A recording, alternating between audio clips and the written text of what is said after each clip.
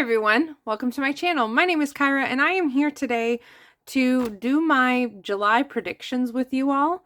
And this is going to be the first video in my series where for the month of July I take you along with me and show you what a month in my witchy journal is like.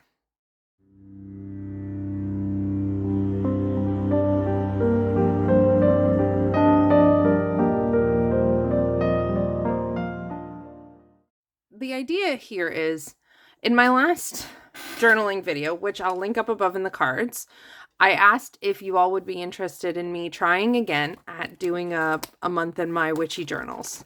And you said yes. A bunch of you said yes, which I'm thrilled. Since that was a yes, I thought it only made sense to film my process of getting ready for the month so you can see the whole shebang. And we're starting with the first step, which is doing my monthly predictions. I do my monthly predictions based on my year ahead spread. I cannot give you the all the super details about how I do this because this is a process I've developed, which I get paid to do. So it'd be like giving away all my secret sauce, and I'm just not gonna do that. The first step is the predictions, which will help me determine my theme I'm gonna do in my journal for the month of July, and then I will do setup and stuff. I first have to look at my year ahead spread, what card it's going to be, and then I look at pulling some more to get more details. So I reference my chart, and based on things in my chart, I pull certain cards from my Heavenly Bodies astrology deck to get more information. I've got the Cancer card. It is Cancer season, so that one's a duh. Got to tuck this aside for a minute. I have a thing for the first house because Cancer is my first house and my chart. I have one for Chiron because I have Chiron right there. And I picked one for the North Node because the North Node gets aspected. It's across in Capricorn in my chart. And so I picked, basically I look at the birth chart and I pick which things really stand out. Now I have to go in and get my actual cards. So here we are. This is this month, June. We're up here. July, it's my first house of self-expression. It's Cancer season. I'm really excited. You'll be seeing this on Friday. So by the time you've seen this, the sun will have moved into Cancer. And my card for the month coming up is the Emperor, which I'm also feeling. I'm thrilled to tell you, as I look for my card, that I feel like I've been having a lot of breakthroughs with my identity issues. I feel like I'm making just a ton of progress. So I got to go through here and just find the Emperor card. And I'm excited, which is weird because I used to hate the Emperor card. The Emperor card corresponds to Aries. And if you like, by the way, if you like and are interested in what I'm doing, I do this for work. This is my job. So you can hire me to do readings like this for you. The readings I do where I combine my tarot and astrology specifically are highly predictive. I have realized some ways I want to just fix up my website a little bit, so I will be doing that, but it won't, the way my website running happens, it shouldn't interfere with your usage in the meantime. So I am going to be, there he is. So I'm very excited. And that website and all of that is linked down below in the description. You can check it out. You can also send me an email if you have any questions. So I'm actually really excited because I have always had trouble with the Emperor.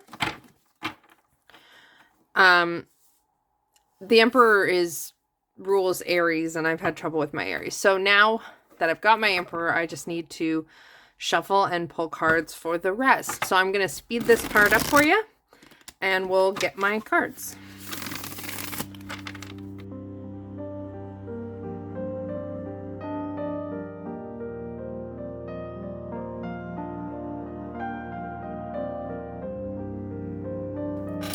Okie dokie. So we have my cards. I need to record them first of all in here. I don't know what they're gonna be. Like what the theme is gonna be yet, but I just record them. So I only have 4. 8 of Pentacles, 4 of Pentacles, yellow for swords. I'm working up here. 3 of Swords. And then I had the 8 of Wands. There. All recorded. So I'm just going to tuck my... Well, let me talk to you quickly about my cards. So first of all, I do take my cards in jumping form. So that... Oh, I hit my light. Sorry. That means if a card jumps out, I will take it as my card. It just depends. It has to feel like a clean jumper.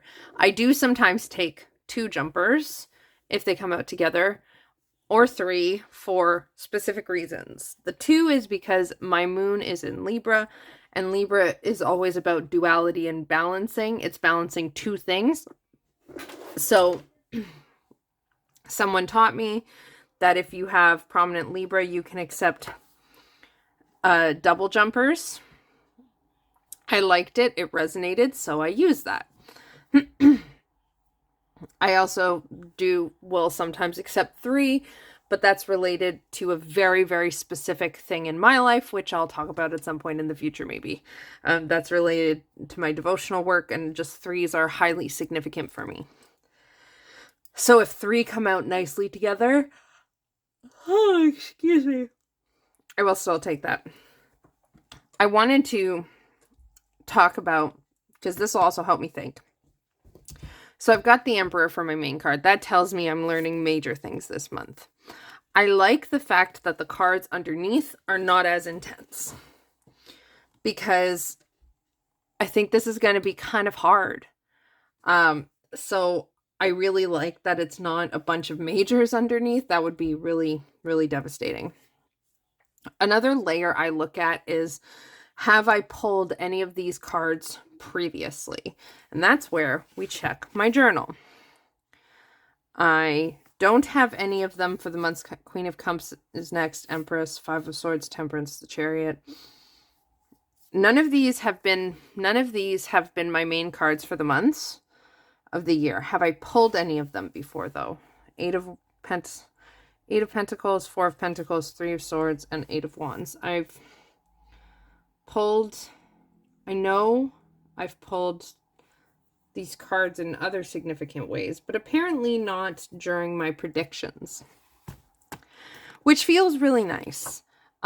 Sometimes if you pull the same things multiple months, it feels like you're for whatever reason, the lesson is not fully been learned, or it hasn't fully been integrated, or what have you, so the person is kind of repeating it.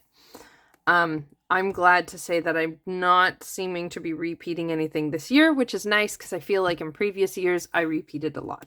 The other interesting thing is there are no cups here. This is not an elementally balanced spread. I have 2 Pentacles, 1 Sword, 1 Wand, and a Major.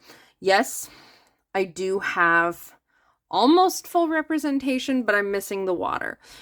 Again, I'm really thrilled about that, because the water is the emotions, and I feel like I've done a lot of emotional work over the past several years, and I feel like it's enough water. I've done enough water. I've done enough drowning myself with the water. Can I please just fucking do something else? We have Earth is shown up strong with 2 separate things. And not just 2 separate things. They're evolutions of each other. The 4 of Pentacles doubles into the 8 of Pentacles, right? So they're related. The Pentacles, because this is my first house of self, this feels very much like physical embodiment. It doesn't feel like a lot of finances, although I do hope I would not be opposed to some finances coming out of this, but these pentacles here to me aren't talking to me about that part of the material world, because the pentacles represent the material world. They represent Earth. That can be our money, our energy, our time, our physical selves, our physical things. It's our physical, it's our resources of this material world, both tangible and intangible. We use our time in this world, we use our money, we use our energy. This feels very physical. This feels very embodiment. That's the word I keep thinking and hearing, is like that something about July is going to be a lot of me physically embodying things, me working towards physical embodiment of lessons I've been learning, of all sorts of things. Those are the things that stick out at me. Now before I get to like more into it, I really want to just tuck the cards up so that way I can see what I'm doing and pull my journal in. So I've just tucked them. There. Don't they look nice? Let's move my candle out of the way for just a moment. Let me know in the comments, by the way, if you're watching this, how do you like this setup? Because I think it's really great. Oh, look, that looks so good. I think this is fabulous. What do you think? Please let me know in the comments down below, because if you like this, I want to use this setup for the month while we do our monthly shindig. Okay. So once I've figured out the theme, I'll come back and I'll fill this out here. But until then, we need to make my prediction page. The prediction pages I do tend to look something along the lines of this. This was June's. Let's see if we can find May's.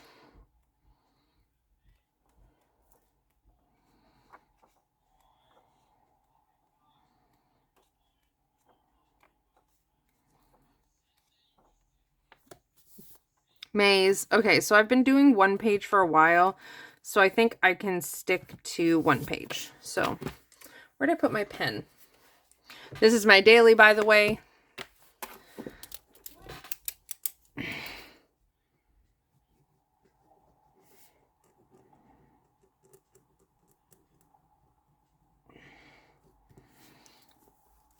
Normally, I don't put any like color until I've done it, because I haven't picked my color scheme for the month yet. So what do I normally do?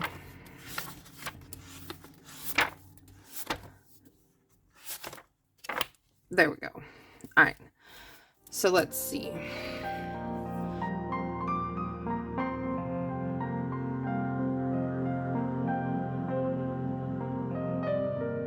Okay, so I've written down, and I'll show you this close once I'm done, but I like this angle for writing, and so you can see my beautiful cards. We talked about how this feels like a lot of physical embodiment.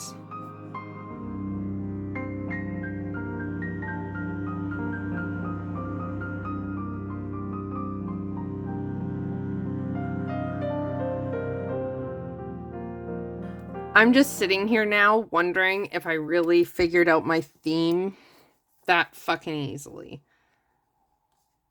It's feeling a lot like walk your talk, or like I've been saying, live your fire. Which that quote from previous months, I did write, speak the air, honor the water, live the fire, embody the earth, be the spirit.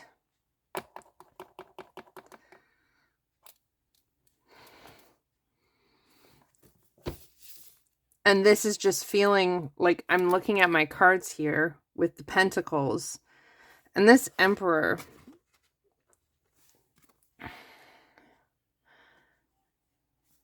I want to see what it says about him. I get it. I know the emperor card. I've had some fucking brush ups with the emperor, and not all of them have been good.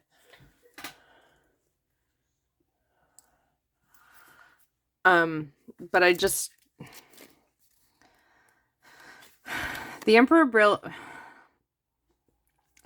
builds the protective boundary which allows the Empress to create freely. Where she focuses on caring for the trees, he focuses on protecting the forest. The Emperor sits on his throne, arms crossed and back straight. The sun glares in the distance to represent the force of his masculine energy and vitality. The Emperor not only provides for his family, but for an entire kingdom. Therefore, he must always consider the long-term effects and magnitude of his choices. Sometimes he must set hard boundaries in order to protect and preserve the greater good. If you pulled this card, it's time to call forward your masculine energy. Bracket, we all have both feminine and masculine energy. Use logic when decision making and always consider how your actions impact the bigger picture. This is a time to set firm rules and boundaries to better your life or situation. Planning, organizing, and setting realistic goals should be your focus. Keywords: boundaries, logic, planning, leadership, reversed, rigid, controlling, unwavering. Now, I just really wanted to read that, given that I haven't had the best relationship with this card at all. It has been one of my biggest triggers. And it's because I fucking love it. It's one of my biggest triggers because I hold a lot of this energy. I am a big Aries baby. I feel like what's going on here is I feel like I've done the work. Not all of the work. The work is never over, but I feel like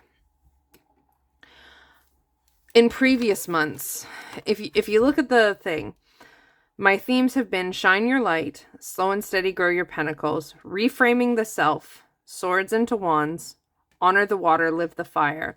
And then this month was balanced body, balanced mind, balanced action. So recently there's been this succession of there was thinking about it and turning our thoughts into actually doing things. And then there was learning about the balance of honoring the water without getting stuck in it and living the fire while you still feel the water, right? Not letting the water put out the fire. And then this month has been all about being balanced, and it's been a very, very balanced month. It's been a really good month.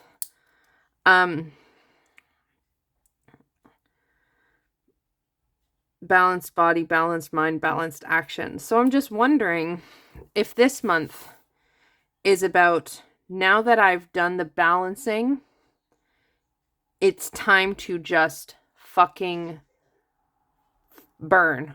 Time to just burn.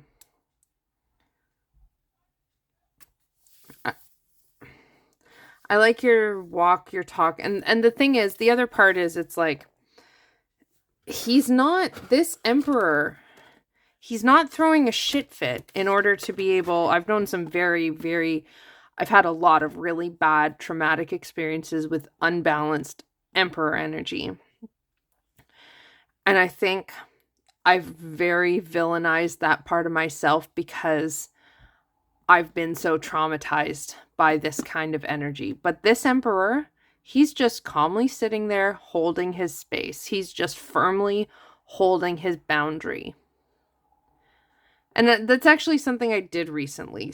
There was a thing came up and a boundary that had been established was breached. And I said, this is a boundary. And people are like, oh, this sucks. I'm like, yeah, but it's still a boundary and you need to be respectful. I just firmly held the boundary.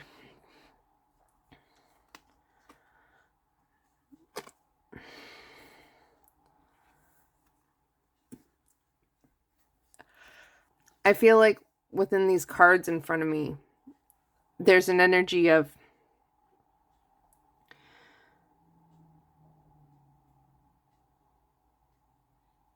being the embodiment of the emperor, holding the boundaries, being embodied with it.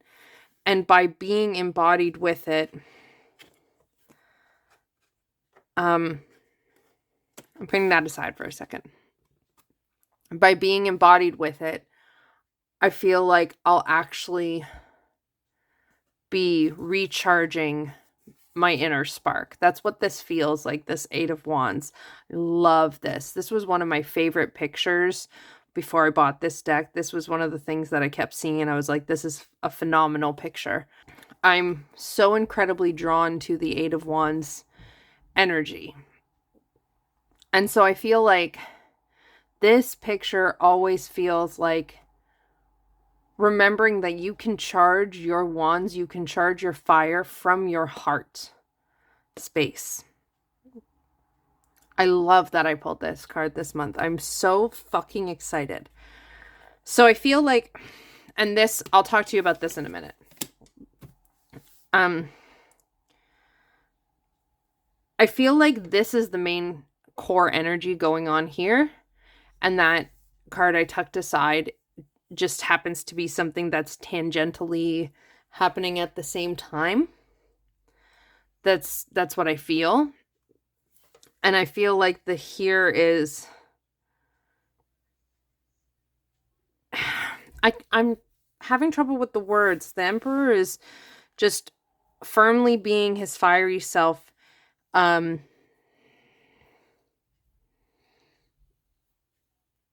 And he's embodied, it's embodiment of that just firm, fiery self. That's really all.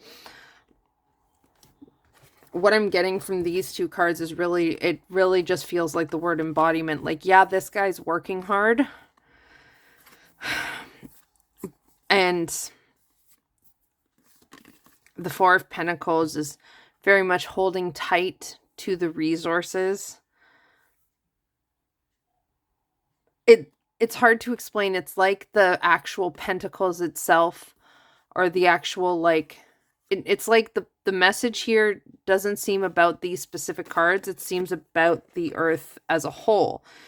And the message of that as a whole is embodiment. That seems extremely important. So,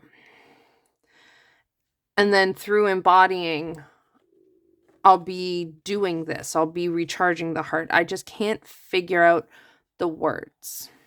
As for this, I think this is something else that just happens to be going on tangentially, because this card, to use Lisa's wording, which I love and really helped me understand this card, is the Three of Swords is about thinking about the ouchie, right?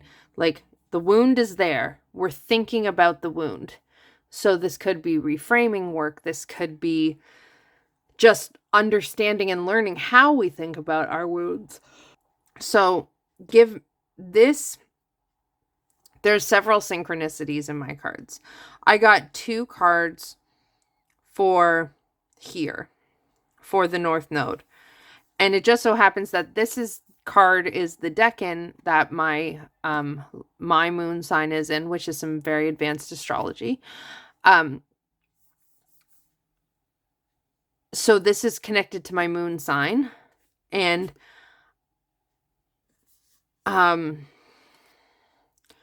there's this kind of ball of connected aspects and energies within my chart, which includes my moon sign. And it's like, this is reminding me of my Reiki session. I have a Reiki session coming on Wednesday, which is my first one, and it's a soul retrieval, and it's for some very heavy stuff. And it just so happens that in that, the reading that spurred me to finally book this Reiki session, what came up in that reading was like that there's boundary work.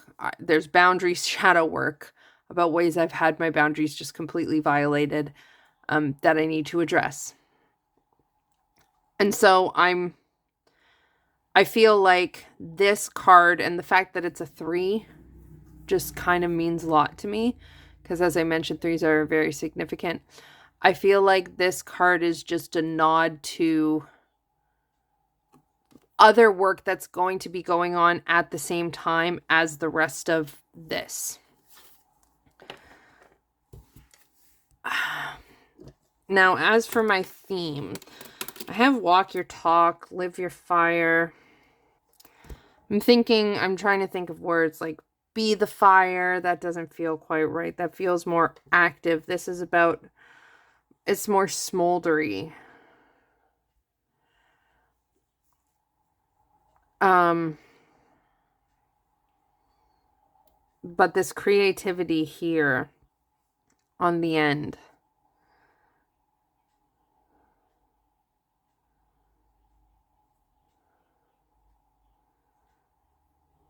I know. I don't know if it's going to make any sense, but I know. My brain works very weirdly with words. For those who don't know, I hear my thoughts monologued in my head. Like, instead of getting visuals of thoughts, like if someone says to you, think of a red ball, you might see a visual of a red ball. I hear the words red ball in my head. So I have things with words.